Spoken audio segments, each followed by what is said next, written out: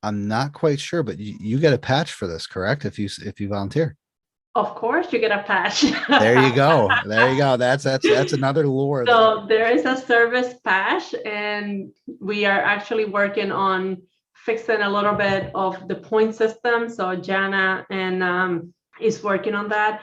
But yes, there is a patch for that. And you know me, I'm a patch collector. So exactly. So once again, another one right there. That's another lure. You get a patch. It's great.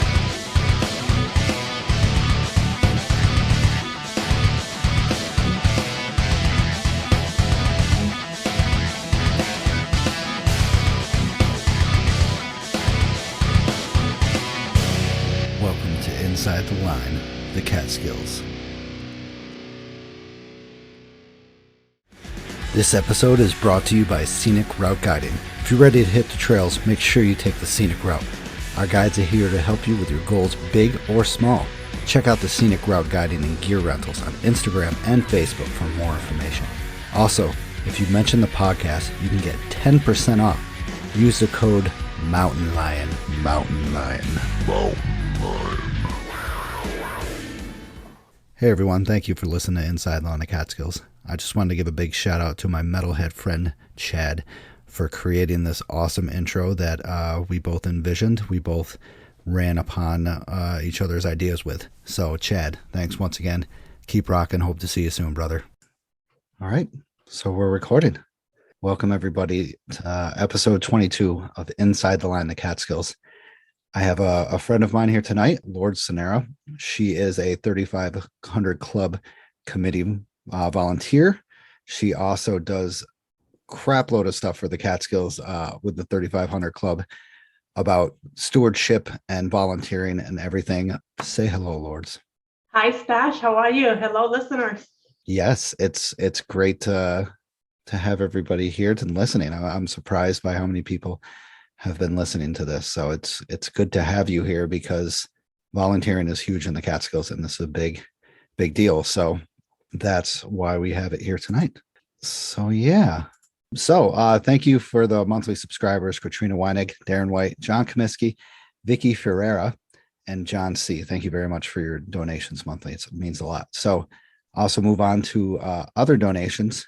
Meryl H for buying me a coffee. Thank you so much. She said, I've been binge listening and sadly now I've heard all your episodes and have to wait for the next one.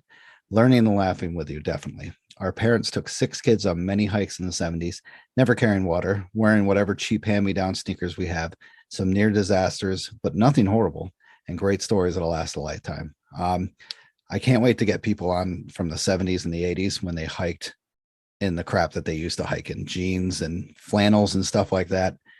It's crazy that they did that stuff. Outdoor Chronicles for buying us 5 coffees. Thank you very much. She said, I love your podcast and hope you enjoy these coffees. Now she's going to be doing Peak Bag tomorrow. Check them out on Instagram. Outdoor Chronicles also does, she is a photographer for weddings up in the mountains. Amazing stuff. Harold Oakhill, thank you very much for your coffees.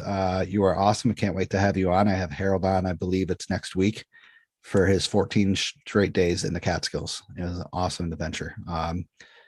Thank you very much. So Lourdes, what are you drinking tonight? You know what? Today I'm having whiskey from a new place that they opened very close to New Paltz, where I live. It's called the Hudson House, and is a formal, I believe it's Christian Brothers convent, almost, and then they turn it into this beautiful distillery. So when you get a chance, come and check it out because the view from the river and the work that they did decorating is amazing. And the guy is making some really awesome batch of whiskey. Excellent. I'll have to check that out. That sounds good. I'm going to put it in the notes for that. I like to put any local stuff in the notes and check it out so people can have their stuff that they have locally. That's Yeah, it is beautiful. very conveniently located near Black Creek and John Burroughs cabin. So you could go do a little hike and then go with your friends and have a drink and enjoy the view there. It's beautiful. Sounds fantastic. I love those places, especially ones with the view and especially ones right near the hike. You get the drink right afterwards and you feel good. Plus So, you tasted. yeah, so I am having a rum and the Rev Spirits that I had an interview with a couple of weeks back.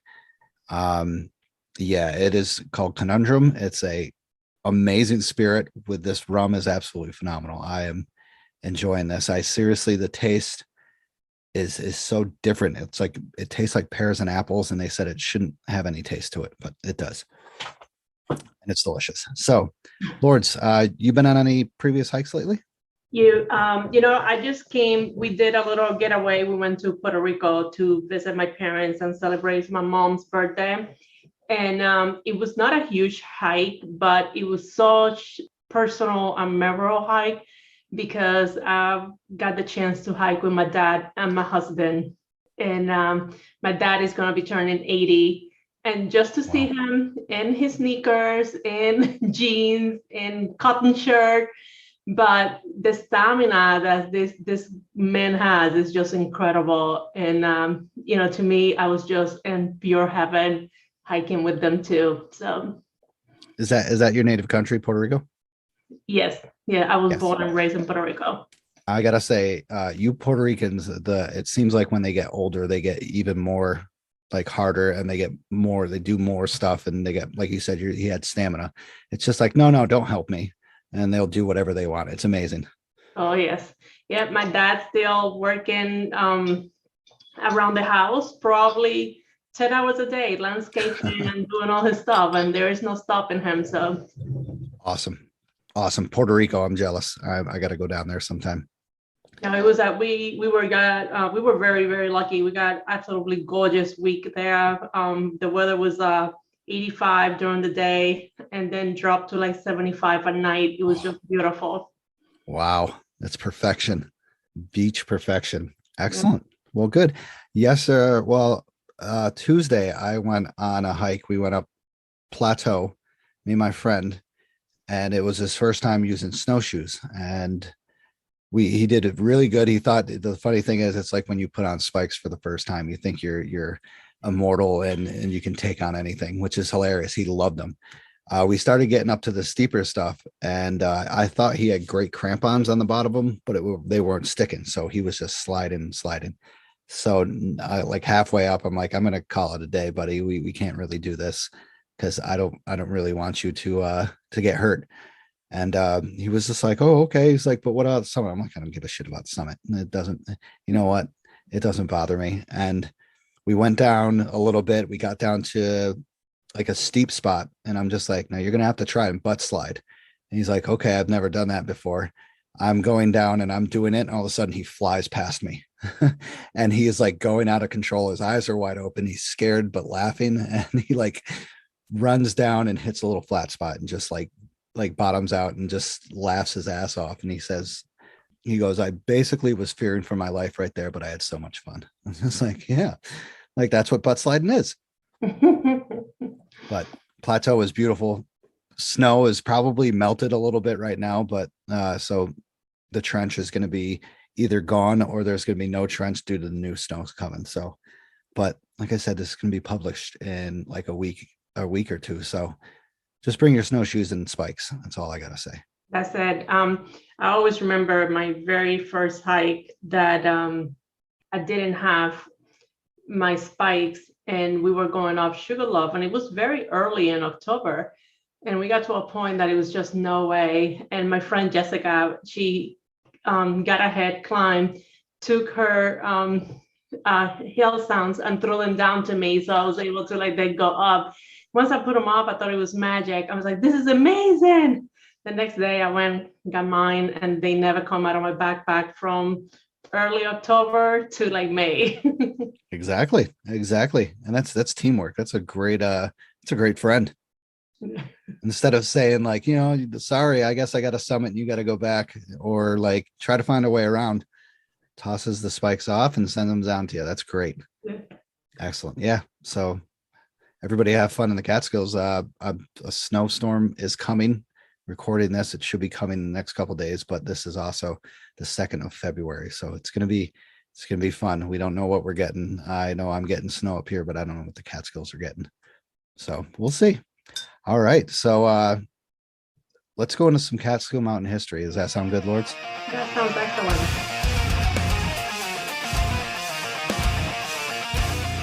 Okay, Lourdes wanted me to look up something about the Terrace Mountain Lean-To or the Wittenberg Woodland Valley area, and there's not much information about the Terrace Mountain Lean-To. The Woodland Valley's got some good information about like John Burroughs and stuff, but a lot of it was way too long. So I read part of a book again, and it's called The Catskills: Its History and How It Changed America by Stephen M. Silverman. I actually have him for an interview coming on, so it's going to be really cool about his book. It's called the Rip Van Winkle Play. So Washington Irving not only helped popularize the rustic setting of the Catskills, but gave birth to the artistic commercial spinoff. 9 years after The Legend of Rip Van Winkle was first published, an 1828 staged dramatization by an anonymous local opened in Albany, followed by another version at Philadelphia's Walnut Street Theater. In 1865, and for the next 40 years, Pennsylvania-born actor Joseph Jefferson played a role both on stage and in early silent films. But when prohibitionists promised Jefferson sold out houses if he would only revise the script and have Rip decline the keg of liquor, the outraged leading man replied, "I would sooner expect to hear Cinderella striking for higher wages or a speech on women's rights from old Mother Hubbard as to listen to a temperous lecture of Rip Van Winkle." They wanted to take away his alcohol, which is sad because Rip Van Winkle is all about the alcohol. Musically, African-American stage performer Sherman H. Dudley sang a popular rendition of 1901's Rip Van Winkle Was a Lucky Man, while in the 1914 Broadway show, The Belle of Bond Street. The British comedian Sam Bernard introduced the novelty number Who Paid the Rent for Miss Rip Van Winkle when Rip Van Winkle went away. The same year, Al Jolson also delivered the same song, but in a thick Dutch dialect, the Broadway's The Honeymoon Express. Rod Serling loosely adapted the original fable for the 1961 episode of The Twilight Zone, titled The Rip Van Winkle Caper. It concerned robbers who, after stealing gold bricks from Fort Knox, planned to sleep for 100 years inside an atmosphere-controlled desert chamber. The final Serling twist, gold is no longer worth anything in 2061. Also looking to the future, Walt Disney populated the portion of the General Electric Progress Land Pavilion in 1964's New York World Fair with an audio animatronic parrot named Rip Van Winkles. Falling asleep at the 1939 fair, the bird awakens 25 years later to learn of the advancements in plug-in appliances. E.G. Marshall also donned Rip's overalls in 1958 Shirley Temple Theater TV presentation, with the later small screen renditions starring Harry Dean Stanton, who directed Francis Ford Coppola in 1887, and Mary Angelou, the voice of the fairy godmother, narrating the tale in 1999. Even Frank Capra couldn't resist expanding upon the myth when he brought the Jimmy Stewart character, George Bailey, back to his hometown as Van Winkle, total-like stranger, living out a fever dream in the overtly sentimental 1946 film It's a Wonderful Life. Like George Bailey's situation, Van Winkle's entertains the fear that we can never go home and the resolves of fear, observed William P. Kelly, when end with Rip Van Winkle smoking his pipe, sitting in front of Vin and invoking the worst nightmare we can have of being utterly and totally alone in the world, because telling us that you can always go home is sentimental. Terrifying and comforting the reader at exactly the same time in the same way, said the historian, is the power of that story. Crazy stuff of Rip Van Winkle.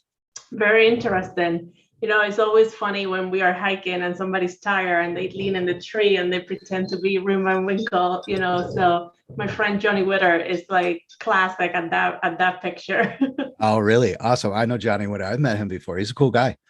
Oh, he's funny. He's a great hiker. Yeah. Oh, yeah. But that's some cool stuff about Rip Van Winkle. I didn't know he extended that long of the story to like everything. That's incredible.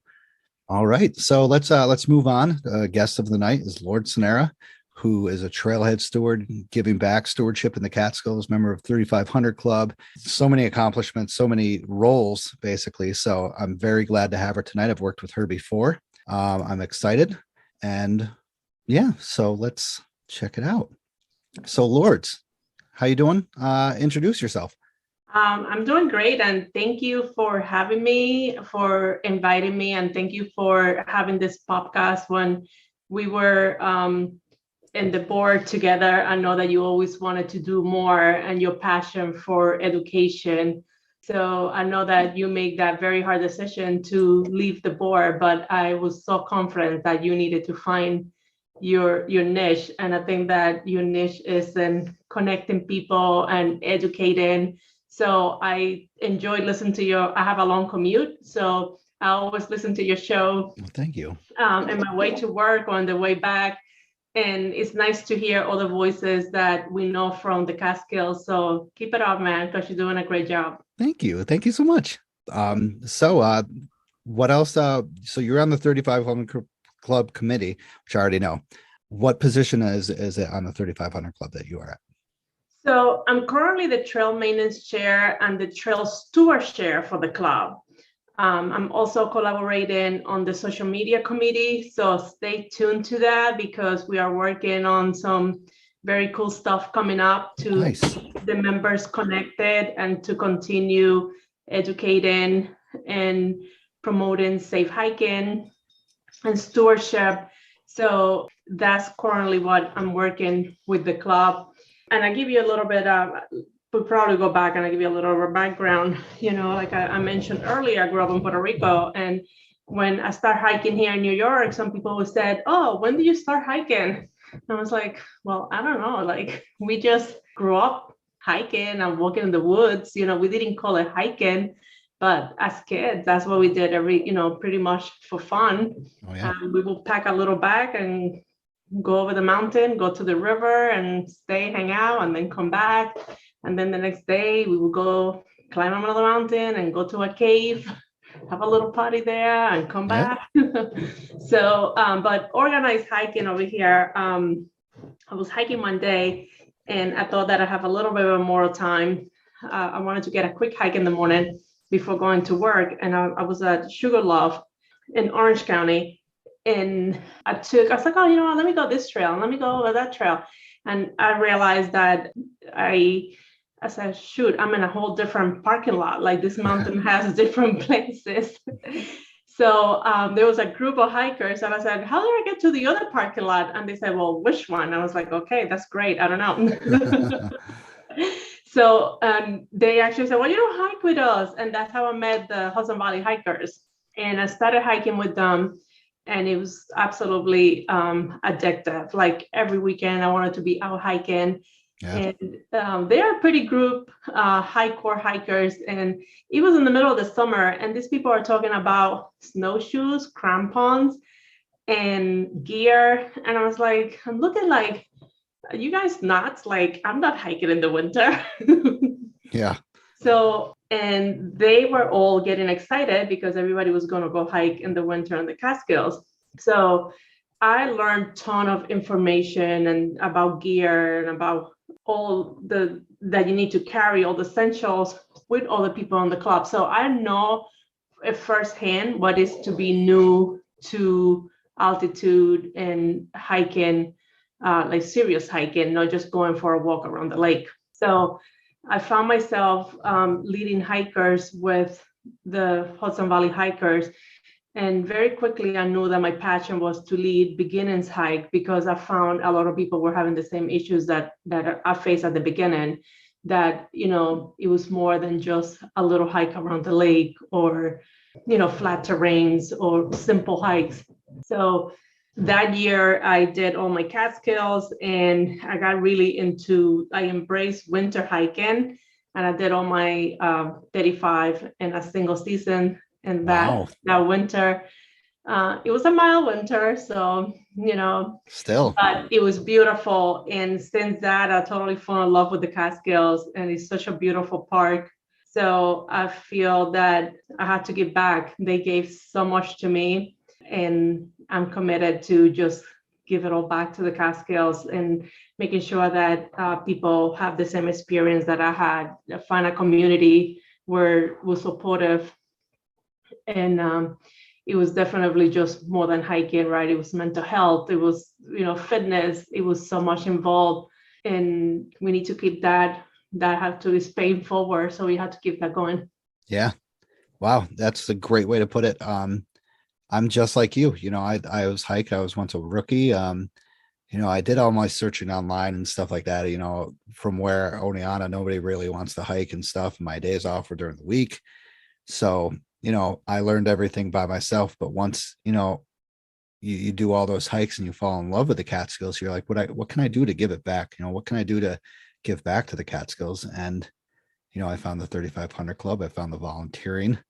I became a SAR team member, and then I got involved with the club. So I'm just like, I feel the same way as you do. Like you just want to give back to the Catskills because of how much they gave to you. So awesome. So I guess you kind of just told my next question. What inspired you to take on this role? So that was. Well, there's a little bit of for the role himself. Jason, one of the HVH hikers, Jason Tamina, was big into posting trail maintenance hike, and I would tag along with Jason and learning from him what he was doing a little bit. And then he introduced me to Keith, who was the supervisor of Wawayanda State Park. And they were looking for a maintainer for Terrace Pond. And I said, well, how long is the trail? Blah, blah, blah. What is it? How is it located from my house? I said, yeah, I could do that. And, I was very eager to help, but I didn't ask enough questions. So Terrace Pond is where kids go cliff jumping. Oh. And the amount of garbage and floaties and tents that they leave behind is absolutely insane. So I went out with Keith, and I'm still seeing cans and bottles, and I'm collecting them. And he's like, no, we're doing trail maintenance. And I was like, but this is trail maintenance. And he said, no, that's trash pickups. Oh, wow. That's litter pickups. I said, trail maintenance is about making sure that the trail is clean and clear in terms of vegetation. And so that's how I started doing trail maintenance. And then I started participating in I love New York. I love my park events. And that's how I met Ian Don. Nice. And then because I will post all of my outings on Facebook, people start calling and say, I'm doing this event. Can you gather some volunteers through Meetup? I was like, sure. I posted. I tried to get volunteers. And that's how I started getting into like really trail maintenance and loving it because it was so rewarding and giving back. And then I believe that we did the most rewarding actually event that in trail maintenance that I did was a volunteer with Will Soto. Yeah. So he invited me to do a Devil's Path rehab. And I said, sure. Once again, I didn't ask enough questions of what was entailed for this event. And all of a sudden I found myself hauling massive pieces of lumber from Mink Hollow all the way to the summit of Sugarloaf. I remember that. It was the most difficult and endurance workout I have done in my life, but it was also the most rewarding project that we have done. So anytime that you climb Sugarloaf and you see the little block bridge there, just bow for me, please. That was amazing. I remember seeing those pictures, but walking across that, I was up there with my wife one time, and she's just like, how the hell did they get these up there? Oh, no, it was not fun. Everybody that was going up that day, any hiker that we found that was going up, we will ask, can you take a piece? And just whenever you get tired, leave it. And we will continue to take it from there up to the summit. But it was fun. It was really, really fun. And that's what basically got you into wanting to pursue more and actually get in the club, correct? Yes. Awesome. We're glad to have you on the club. Glad to have you on the committee. So the 3500 Club has been called more of a social club in the recent years, and gathering of hikers, and people question if it's ethical or not, because the park is forever wild area. And now there's a lot of people, too many people going in there, what they say, but that is all wrong. The 3500 Club does so much for the Catskills that behind the scenes that people don't even know that it's not just for the patch. It's not just for another patch, the winters or anything. The 3500 Club is massive in the Catskills. It's one of the biggest organization that gives back, and not just donations, not like time and volunteering. It's amazing. Behind the scenes, there was a big, not many people know that the 3500 Club was negotiating with the Goulds on Double Top and Graham throughout the whole thing. Not a lot of people knew that. That's a big deal that we tried to keep that to the hikers and stuff, but we couldn't do that. And that's it was a tough loss. We were all disappointed, but a lot of stuff goes behind the scenes with the Catskills 3500 Club. So Lourdes, name some stuff that you've done with a 3500 Club that we could brag about, really. Well, I think that from the start of the club definitely from the very beginning was just more than a hiking club. Eleanor, who was one of the founders of the club, she in the second canister, she's already posting that she was organizing cleanups for Wittenberg Mountain. Oh, wow. So, and last year I was able to do a hike back to Wittenberg to celebrate the 50 years anniversary of that very outing that they did to clean up. And that's what I asked you to look into Terrace Pond, because apparently it was a place where there was also a ton of litter left behind because it was a pretty like a hangout place, I guess. Oh. But that's how the club started doing cleanups and trail maintenance 50 years ago. So then same thing with stewardship, right? So it was Eleanor also who wanted to write a creek for those that were starting pursuing the path. And I believe that it reads something like, leave nothing but footprints, remove all litter from the trails, always take trash home, and clean woodlands areas are your responsibility. So she was promoting stewardship from the very beginning of our club. And for us to carry that to the next generation is just like she said, is our responsibility.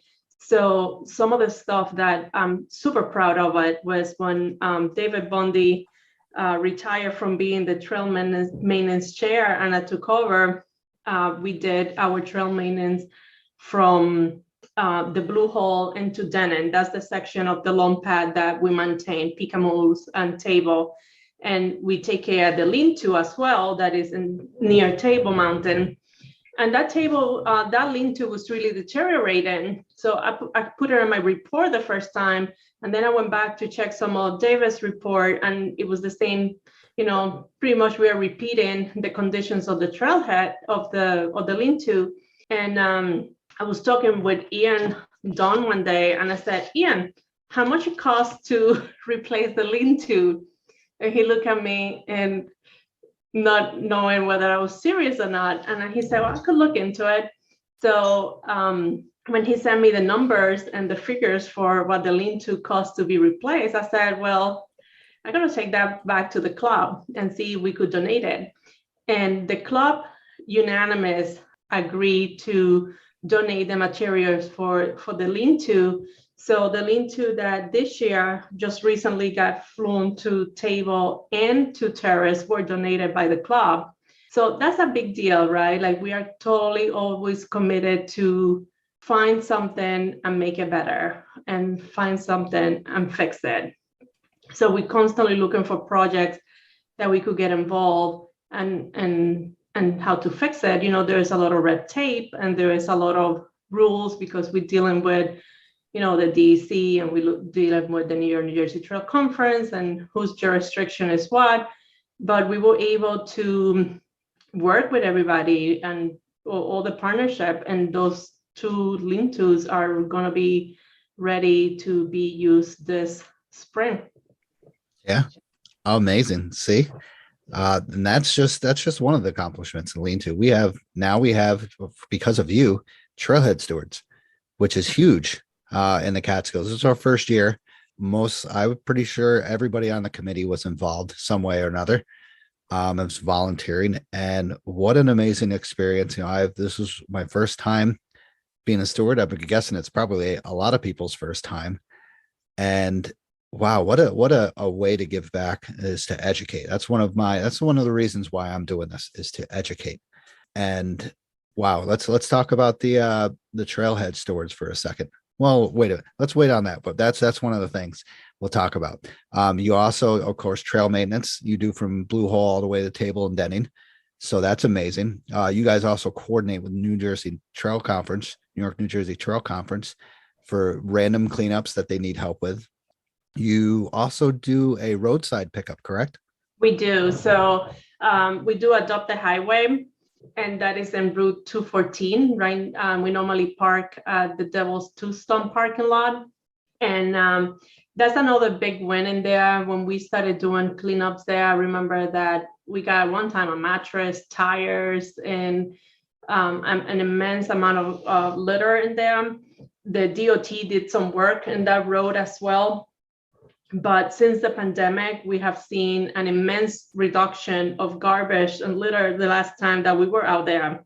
And now we have a good partnership also with the person who maintains the Tombstone campground. So we communicate when we are going, and we help them clean the campground as well if it's necessary. So, it's always making those connections, right? Is partnership, it's a give and take. So we do that every year, 2 times a year, and that's a great event because all the old timers show up. Sometimes they don't even RSVP, but they know what it is, and Yep. they just show up. And then we get parents who bring their kids to help. So it's a great way to spend the day together, then go for a little hike. There's always somebody planning a hike afterwards. But it's just it feels so good to me to give back. Yeah, I agree. My first volunteers with the 3500 Club was when you guys did the side roadway cleanup, and I did it with you and Chuck, I believe, or you and Charlie.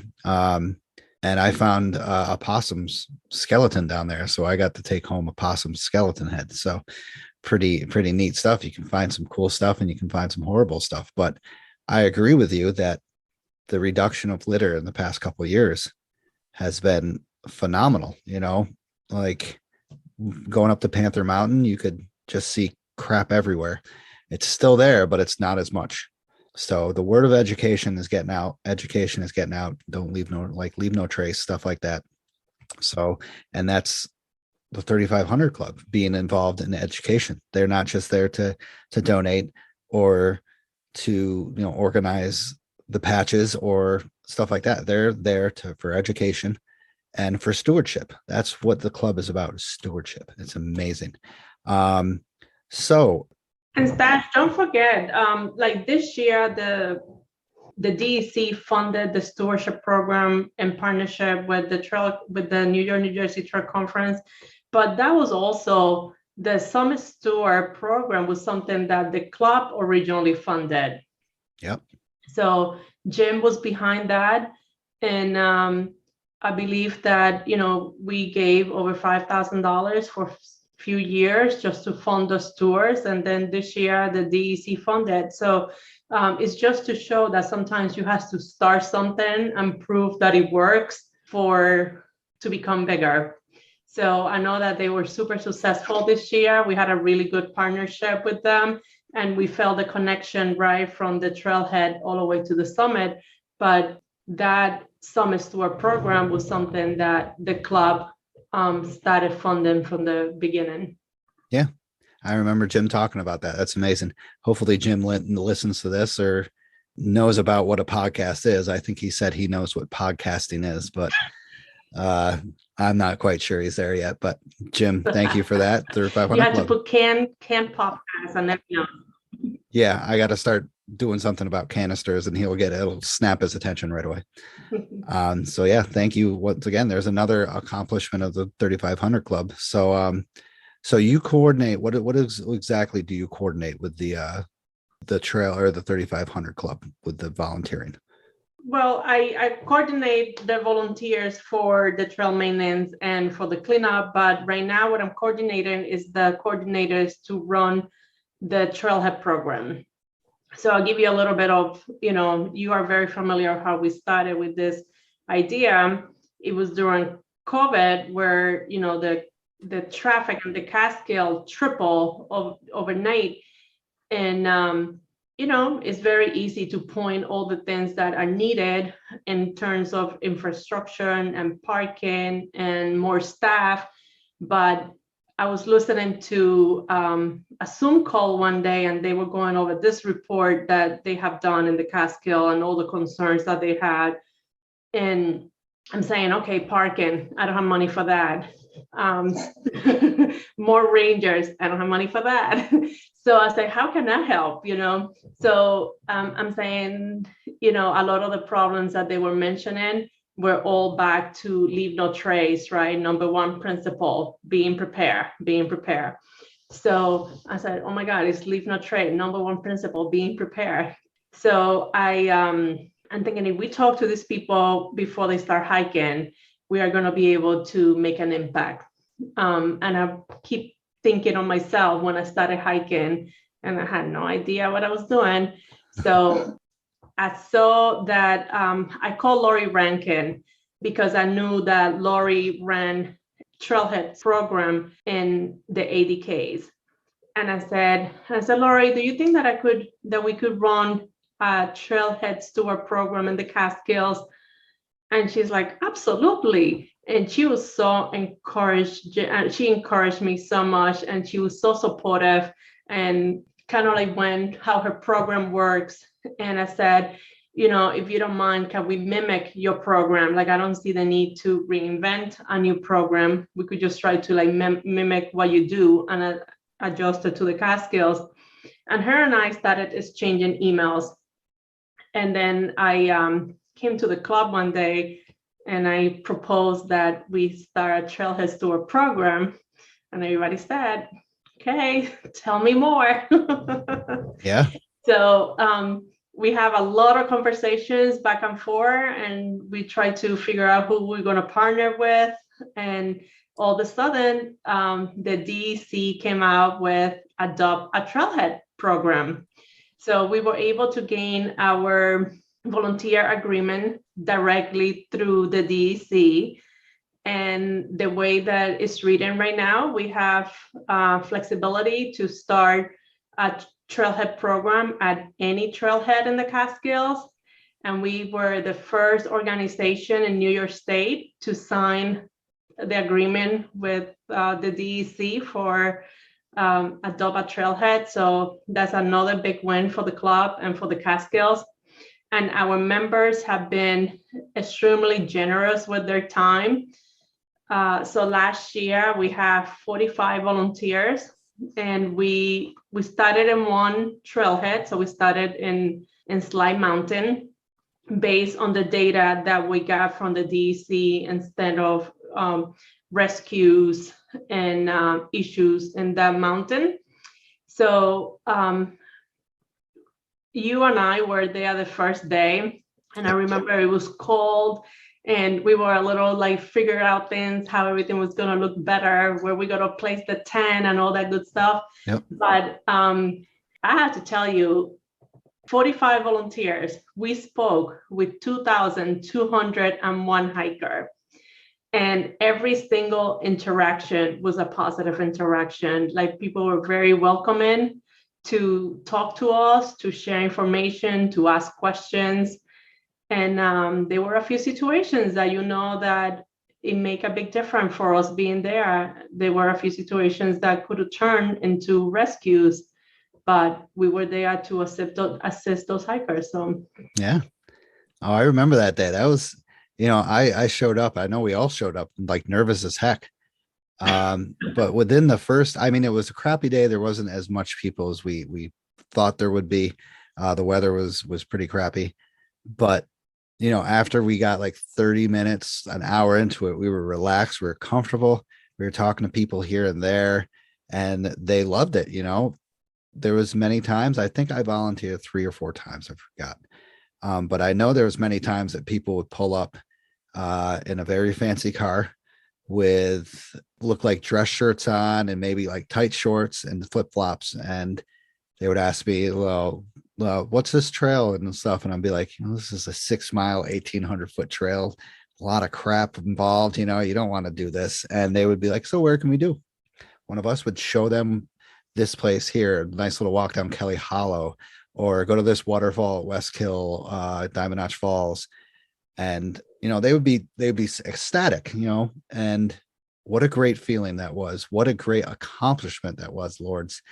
I remember when you brought that to the committee, and all I can think of the time, there was a lot of pushback, which I was so mad. But the time when you brought that, I did the thing on The Office where Michael slaps the table, and I'm like, yes, like I was so happy. I'm like, this is why I joined. And Lourdes knocked it out of the park with everything. You should see the time and effort she put into this. I'm just like, I bow to you. Thank you very much for this. It was fantastic. It was fun. I don't think we've ever had not a fun time. Every volunteer had a good time there. Yeah.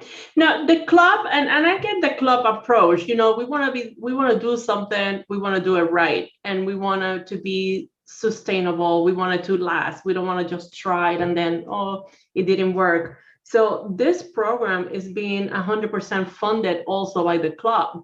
So it was a big investment that we put out there, but I think that it paid off really quickly too on the reward that we got and what we were able to assist the hikers.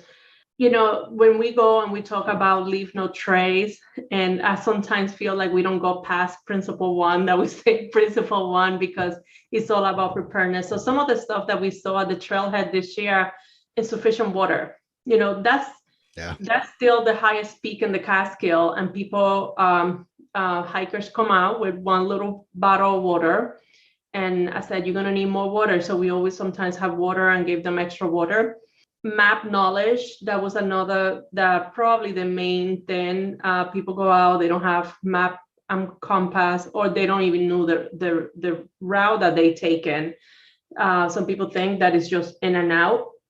So we were very making sure that they knew that when they got to the summit, they needed to turn around, because if they continue, they will continue into Cornell and Wittenberg and end up making a 14-mile trek instead of 6. So the lack of planning, and I don't think is intentional. I think it's that people just take it for granted. It's only 6 miles. I could do that. I do that all the time, but they don't take in consideration the elevation gain. Yeah. So improper footwear, definitely still an issue, where people come in their Nikes, and I always said, leave the Nikes home. Yep. A lot of the visitors are just looking for views, right? So as soon as they come in and say, well, where is the view? I said, well, maybe you want to reconsider and go into Giant Ledge, and just do the views and turn around if you feel that that's all that you want. Cell phone issue in that area is a big deal. That's a completely dead song in there. So there were a few days where we needed to reach out for help, and the people at the club were very nice that they let us use the landline. But when they get there, they have no cell service. Sometimes the GPS doesn't work from there. They don't even know how to get back. Yeah. So we added to our tools that we have available. We added a road map, so just to be able to show them where they were in the map and give them directions that way. I have family one time that stopped and asked me how far they were from Hershey Park. Oh, that's a little off. So I feel like we became more than just educating the hikers. It became a stop where people will stop because they've been driving around for a while, not knowing where to go. And they stop there to ask for directions, places to eat, places to go visit. And there was a lot of people that we were able to help, the ones that were doing the loop. And we, showed them in the map how to use the easement, save a little bit of time. Oh yeah, the backpackers, correct? Yes. Yeah. So I was actually personally surprised the amount of backpackers that go through Sly Mountain. Yeah. It's amazing. It's a super popular place for backpacking. And when they would come down, we will ask how was the water source, if it was available, if there was any trash. And there was one occasion, I believe Michael was at the trailhead that day, and somebody came down and it was concerned about a tent that was abandoned and they didn't know whether the people were okay. And Michael went and climbed and walked around to make sure that there was no, that everybody was okay. So I am super, super pleased with all the stewards. Colleen is my partner in crime when it comes to emailing and making sure that everybody got their paperwork done. And she does an amazing work. So we put a lot of hours behind the scenes, but at the end of the day, it's just really all worth it. Just remember, they put a lot of hours behind the scenes volunteering. They're not getting paid to do this. And it's phenomenal. I had a great time. The times that I went there, every time was a different person that I went with. And just the interaction is so cool. You meet so many different people, and then some of the people aren't there just for the views, they're there. I met a pair of old elderly people who were looking for the Bicknell thrush. They didn't care about the views. They were just there for the birds. They heard the story of John Burroughs, listening to the thrush. So I thought that was phenomenal. Met a guy who I'm pretty sure was in the border control, and he told us stories on border control, which was really odd. But just meeting the people, getting to see all the cars parked in there. And we always tagged the license plates where they were from, and we would get all over the place. It was crazy, but I had a great time. So Lourdes, thank you for all the time. Thank you, Lourdes, and everybody else has put their time into this. This is going to be, I think, huge within the next couple of years. It's going to blow up and it's going to be great. So Stash, today I actually set up the calendar for this summer. So we start the weekend on Memorial Day and we go through Indigenous weekend. So for those weekends, we do from Friday into Saturday, and just to make sure we cover everybody, as much exposure as we can, as much orientation and help we could bring out. So to become a steward is not, we created all the material and all the training is self-trained. So it's all digital, it's all virtually, from videos, little trainings that you have to get certified. And you could probably do it in a day or 2 days, just get self-certified for that. Oh, yeah. And have some basic knowledge of the area and obviously the map and be able to show. But I think the most important is just to have a great, friendly attitude, Yep. And welcome people, not being judgmental, just be able to assess the hiker real quick when they come in. And, is this person prepared? Do you see a backpack? Do you see water? Do you see proper shoes? And just ask them, what's your plan? And that was my main question. Yeah. What's your plan? And as soon as you said, what's your plan? You could see their eyes rolling like, I don't have a plan. Yeah. Go up. So we said, well, what route are you taking? And we would show them on the map, different routes. We encourage them to do the blue trail and the way back, go up in red, come back in blue, just so they get just a little bit more of a workout and enjoy the views in that area. But like you mentioned before, just to have to get to hear all the stories of the people that are coming. You got dad hiking with his young daughters. They were so cute. And then you have a group of 3 brothers that were hiking together, backpacking, because dad used to do it and they do it in honor of dad. So everybody comes to the forest for a different reason. It's just so amazing to be able to share that space, and we become man-like, our minds connect, right? And so I truly enjoy it. Oh yeah. So I mean, if you want to, I'll put in the links in the show notes for volunteering, and the contact Lourdes and contact Colleen or whatever to get to volunteer, because we need as many as we can get to fill in the days. We need to get that education out there. And let me tell you, I was nervous. I mean, for search and rescue, you really don't have to deal with people that much, but to come as a trailhead steward, to get in contact, you get, like you said, you got to have that that good attitude and stuff. You got to be educational. You got to show them the map. You got to know what you got to do. But the joy on their face when you tell them, it's like, oh no, you don't want to go past this. I'm like, this will be 6 miles. You go past this, you're going to end up, in a whole another story. And they'll be like, oh, and they're just like smiling and everything. Like, well, we're glad we stopped here. Like, yeah, well, that's what we're here for. And it was a great experience. And I just had nothing but positive memories. Yeah. So our goal this year is to open Woodland Valley. Oh, So we will have slide staff in Woodland Valley. So it connects completely. So we have stewards at both ends of the mountain. And then the summer stewards will be, in slide. What we learned from last year is that as more people are camping, we get a lot of new visitors and people new to camping, and they go adventure up to Woodland Valley, not prepared, and that trail going to Wittenberg is very challenging. oh yeah. So there have been a few issues there last year. So we want to expand to Woodland Valley and be able to touch, impact the hiking experience and promote hiking safe. We don't want these families to go up unprepared and then having to be rescued.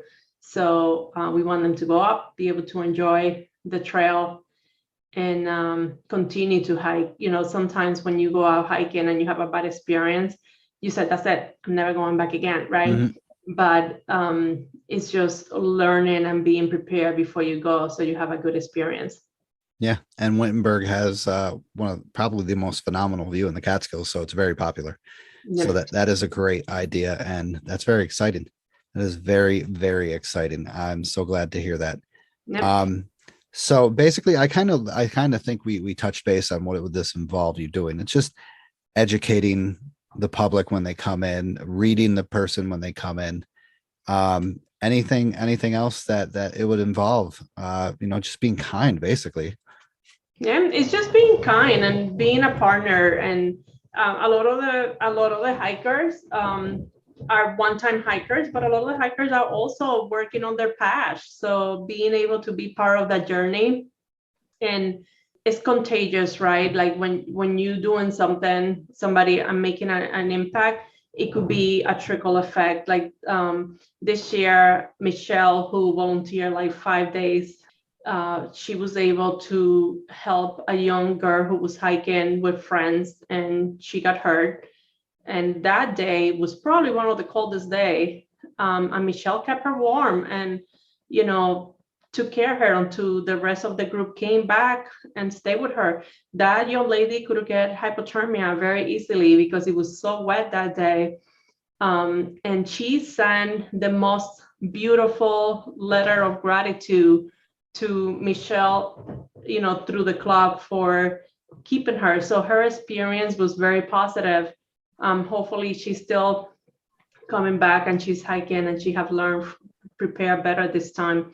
But that will be something that hopefully she one day will pay forward, right? Yeah. And that's what we want. We want people to be stewards, to learn how to hike safe, to enjoy, and to give back to the trail.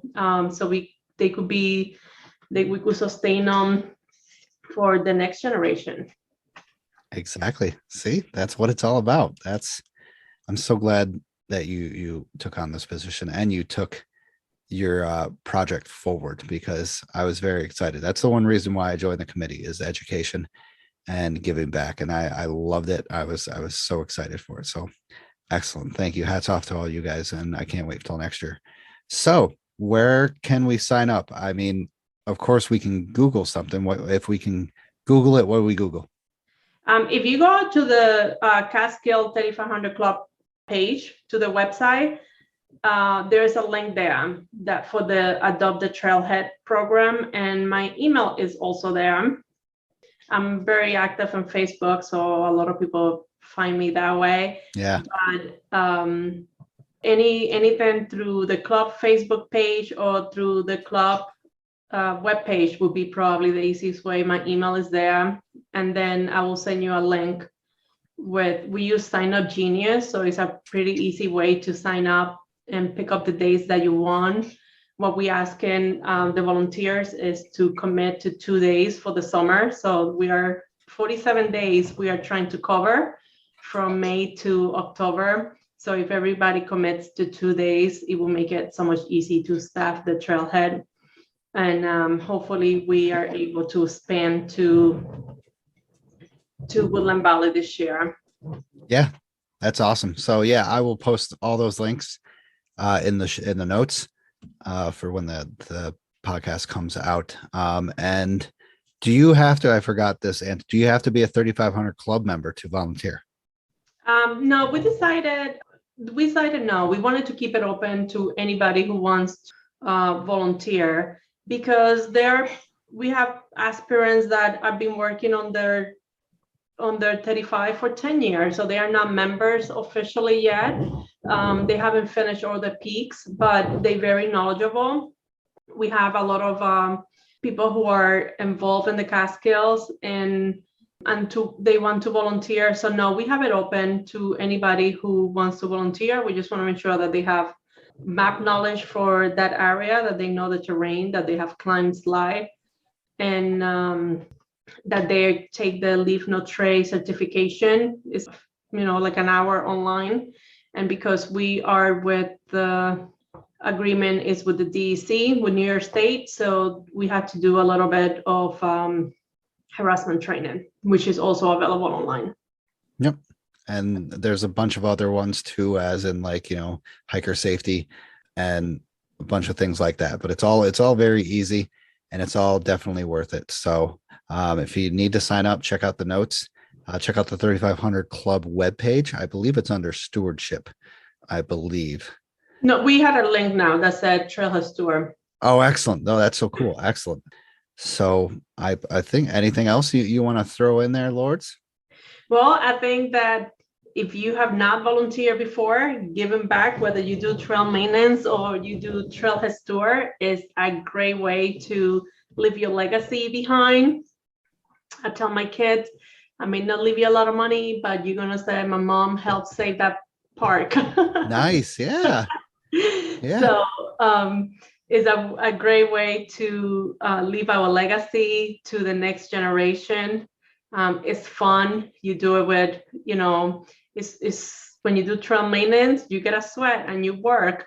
I just added 2 beautiful pieces of equipment to our toolbox, and it's nice to go out there and feel powerful. And when people send me little notes that our trail looks beautiful, it makes me want to do it again.